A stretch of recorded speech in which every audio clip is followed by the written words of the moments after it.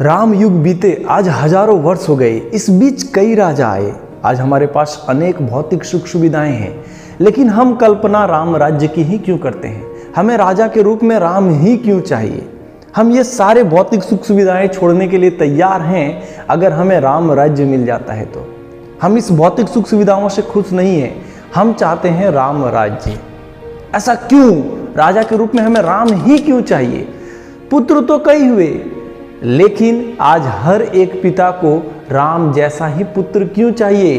पति तो कई हुए, लेकिन हर एक पत्नी को आज भी राम के जैसा पति क्यों चाहिए? ऐसा क्या विशेष था उनमें? ऐसा कौन सा विशेष गुण था राम में जो आज हजारों वर्ष बीत जाने के बाद भी लोग राम जैसा ही पुत्र, पति या फिर राजा चाहता है?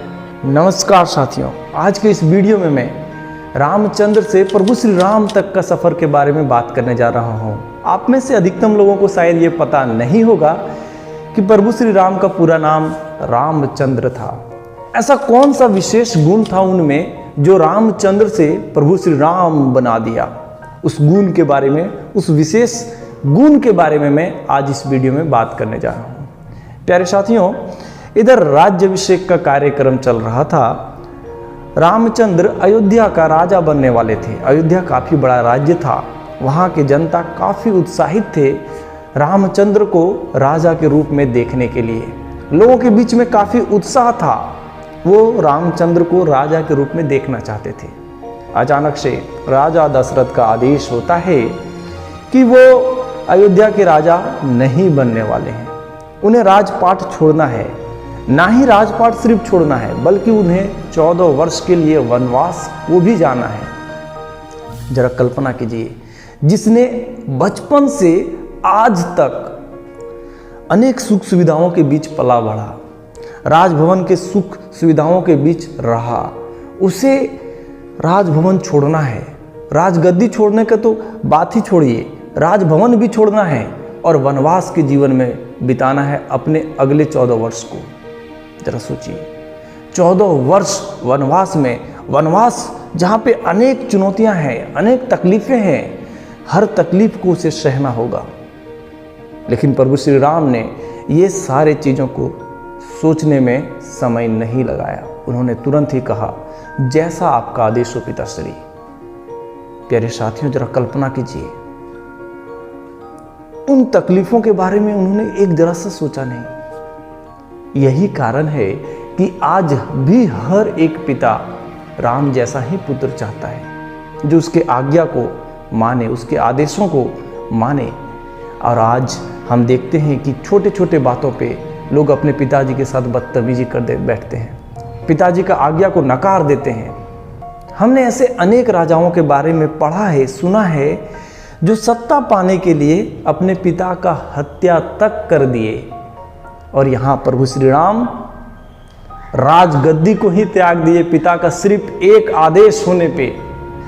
ये गुण उन्हें महान बनाता है। प्यारे साथियों, जब वो राजभवन छोड़ करके वनवास के लिए निकले और वनवास का जीवन जीना शुरू किए, तो वनवास में अनेक चुनौतियां उनके जीवन में आए, अनेक लोगों के संपर्क में आए, बहुत तरह की तकलीफें वो झेलें और अनेक लोगों का कल्याण भी किए। इस बीच भरत उनके पास आते हैं और लौटने के लिए बोलते हैं, अयोध्या वापस आने के लिए बोलते हैं। लेकिन प्यारे साथियों, उन्होंने नकार दिया। जो आदेश पिताजी के द्वारा उनके लिए हुआ था, उस आदेश को बिना निभाए अयोध्या नहीं जाना है। जो निर्णय उन्होंने एक बार डिसीजन जो उन्होंने ले लिया, उसे फॉलो करना ही करना है। अपने वचन पे तटस्थ रहना बेहद जरूरी है। 14 साल का वनवास, तो 14 साल बिना पूरा किए वापस अयोध्या नहीं जाना है। इस बीच राजा दशरथ जी का निधन भी हो गया। तो अपने जो वचन है, अपने जो उन्होंने जो निर्णय लिया, उस पर एकदम फोकस होकर के काम करना, ये गुण उन्हें महान बनाया। प्यारे साथियों, ठीक इसी प्रकार से जब हमारे जीवन में अनेक प्रकार की चुनौतियां आना शुरू होती है, मुश्किलें आती है, तो वो चुनौतियां, वो मुश्किलें हमें मजबूत बनाता है। वो हमें जीवन में खड़ा होने के लिए, उठने के लिए, उड़ने के लिए, दौड़ने के लिए हमें प्रोत्साहित करता है। वो तकलीफें हमें महान बनाती है। प्यारे साथियों, ऐसा कोई भी रास्ता नहीं है कामयाबी का जो तकलीफें से होकर के ना गुजरे। अगर आप अपने जीवन में कामयाब होना चाहते हैं, लोगों के बीच में आप अच्छे बनना चाहते हैं, लोगों के बीच में आप प्रसिद्ध होना चाहते हैं, तो आपके जीवन में संघर्ष आएगा ही आएगा। आपको संघर्ष का रास्ता चुनना ही पड़ेगा। आज हम लोगों का कामयाबी देखते हैं, लेकिन उन्होंने जो तकलीफें झेला है, उन्होंने जो तकलीफ को फेस किया है, उस तकलीफ को हम लोग नहीं देखते हैं। Every successful person has a painful story. ऐसा दुनिया में कोई भी सफल व्यक्ति नहीं है जिसका दर्दनाक कहानी ना हो। उसके अगर पास्ट में हम लोग जा करके देखेंगे तो अनेक चुनौतियां उसके जीवन में आया हुआ है, वो अनेक तकलीफों से लड़ा है, तब जा करके आज यहाँ पे खड़ा है। तो ठीक इसी प्रकार से अगर आप अपने जीवन में कामयाब होने चाहते हैं तो संघर्ष से डरिए नहीं। यहाँ रामचंद्र भी तो अनेक तकलीफों को झेलने के बाद श्री राम बने हैं। आज वो इतने पूजनीय है हमारे बीच, इतने आराध्य हैं हमारे बीच, तो सिर्फ एक कारण है, क्योंकि उन्होंने अपने मर्यादाओं को लांघा नहीं। वो सारे पुरुषों में उत्तम हैं, इसीलिए तो उन्हें मर्यादा पुरुषोत्तम श्री राम कहा जाता है। उन्होंने अपने हर एक काम को, भले ही अपने आप को कितना तकलीफ पहुंचे, लेकिन उन्होंने अपने मर्यादाओं को लांघा नहीं। और हम आज अपने मर्यादाओं को भूल चुके हैं। हम अपने काम के ऊपर लेकर के इतने फोकस नहीं होते हैं, हम उन तकलीफों से डर जाते हैं। जबकि आपको ये पता होना चाहिए कि तकलीफें ही आपको महान बनाएगा। प्रभु श्री राम भी इतने महान हुए तो इतने तकलीफों को झेलने के बाद ही महान हुए हैं। आज उनको एक आदर्श पुरुष के रूप में क्यों देखा जाता है? क्योंकि उन्होंने उस आदर्श को पाने के लिए, जरा आप कल्पना कीजिए कितने तकलीफ झेले होंगे वो। ये वनवास काल का ही जीवन के बारे में सोचिए ना कि कितने तकलीफ होता है। आज अगर आपको कोई 2 साल के लिए, 3 साल के लिए बाहर जाने के लिए बोल दे, जाओ भाई तुम ऐसा जगह पे जहाँ पे तुम्हें जंगल ही जंगल नजर आएगा, वही खाओ पियो वैसे ही रहो, तो जरा कल्पना कीजिए हम रह सकते हैं क्या? नहीं रह सकते हैं, नहीं ना। तो फिर हम जब तकलीफ झेलेंगे ही नहीं तो फिर महान कैसे बन सकते हैं? तो अगर आप अपने जीवन में कामयाब होना चाहते हैं तो आपको इन तकलीफों का रास्ता को चुनना ही पड़ेगा, क्योंकि कामयाबी का रास्ता ही तकलीफों से होकर के ही गुजरता है। आपने जो निर्णय लिया, जो डिसीजन लेते हैं आप, वो डिसीजन पे आप तटस्थ रहिए, उस डिसीजन को लेकर के आप काम करते रहिए, बीच में चाहे कितना भी तकलीफ क्यों ना आए। ये जीवन है, इसमें संघर्ष तो आएंगे ही आएंगे, चुनौतियां तो आएंगे ही आएंगे।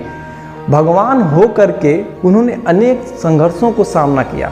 वो एक उदाहरण पेश करते हैं कि मनुष्य जीवन में जो जितना संघर्ष से, जो अनेक चुनौतियों से गुजरेगा, वो अपने जीवन में उतना ही महान बनेगा। आज हम कोई भी संत महात्मा या फिर कोई भी महान व्यक्ति का जीवन काल उठा करके देख लें, अगर उसका बायोग्राफी पढ़ते हैं और समझने का प्रयास करते हैं तो देखेंगे कि वो एक फेज में बेहद तकलीफ में, बेहद संघर्षों के बीच में वो अपने आप को देखे हैं, तब जाकर के आज इतने महान हुए हैं। कोई भी अमीर हो या फिर कोई भी कामयाब इंसान क्यों ना हो, वो अनेक चुनौतियों के बीच हो करके ही गुजरा है।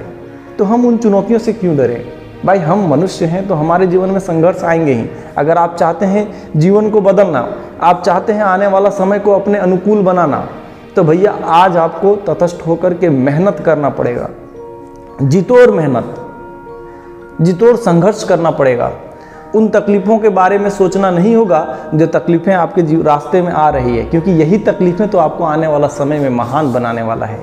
प्यारे साथियों, तो हमें तकलीफ़ों से नहीं डरना है, हमें हमेशा अपने मर्यादाओं पर रहना है। ऐसे तो कई गुण थे रामचंद्र में जो उन्हें प्रभु श्री राम बनाया, उनमें से कुछ गुण के बारे में मैंने बात किया। वीडियो अगर आपको अच्छी लगी हो तो अपने दोस्तों के साथ इस वीडियो को ज़रूर शेयर करें, और ऐसे ही वीडियो को देखने के लिए इस चैनल को सब्सक्राइब करें और बेल आइकन भी प्रेस करें। अगर इसका पार्ट 2 चाहते हैं, मैं प्रभु श्री राम के और गुणों के बारे में बात करूं और उसे अपने जीवन में कैसे इम्प्लीमेंट कर सकते हैं, अगर आप ये चाहते हैं तो कमेंट करके ज़रूर बताएं। मैं इसके ऊपर भी एक वीडियो बनाऊंगा। मिलेंगे इसी तरह वीडियो के साथ, तब तक के लिए आपका बहुत बहुत धन्यवाद।